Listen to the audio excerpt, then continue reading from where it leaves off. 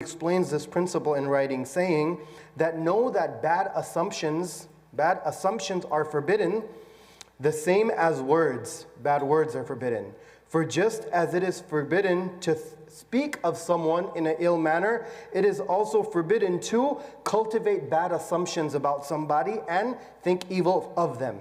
As for the initial thoughts and suggestions of the ego, the involuntary thought that comes to the mind, we're not accountable for that. But again, to engage them and to ponder and to perhaps even, spy and wonder what this person is quote unquote up to, that can lead to a bad road.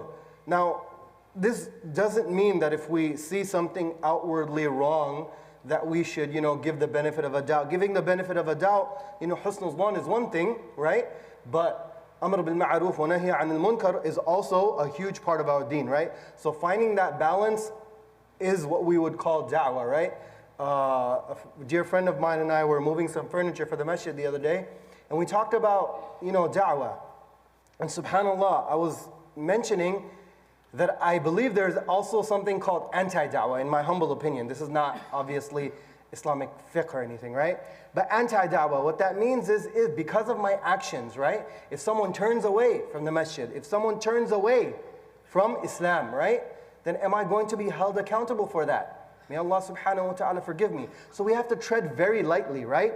But that also doesn't mean that I see something outwardly wrong and I turned a blind eye, as they say, right? How many blind eyes are we going to turn?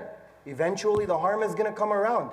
And that is why we see the corruption that we see. Why? Because we moved away from the sunnah of Amr bil ma'aruf wa nahy anil munkar, because we were so afraid of offending each other. Now in this culture, in this society, in this specific society, it is so easy to hurt each other's feelings. What was the word I just used? Sorry. Offend, right? People get offended by everything and anything, right? Offended by the pronoun, offended by the color, offended by the size, offended, right? Subhanallah. But of course, there is an art, or there is a ethic, or there is a characteristic, not characteristic, but a moral. There is a proper way of doing that, Amr bil ma'aruf wa nahy anil munkar as well. And who better to show that than Rasulullah sallallahu alayhi wa sallam.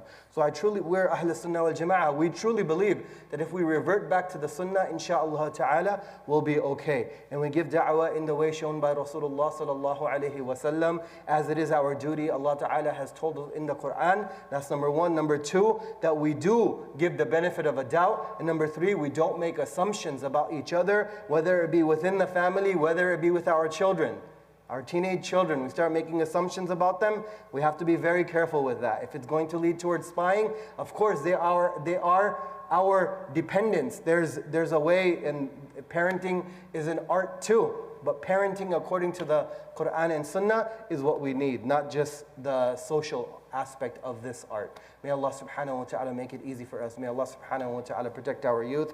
May Allah subhanahu wa ta'ala protect our brotherhood. May Allah subhanahu wa ta'ala make us inviters towards the good and repellers of the evil. أقول قولي هذا واستغفر الله لي ولكم ولسائر المسلمين.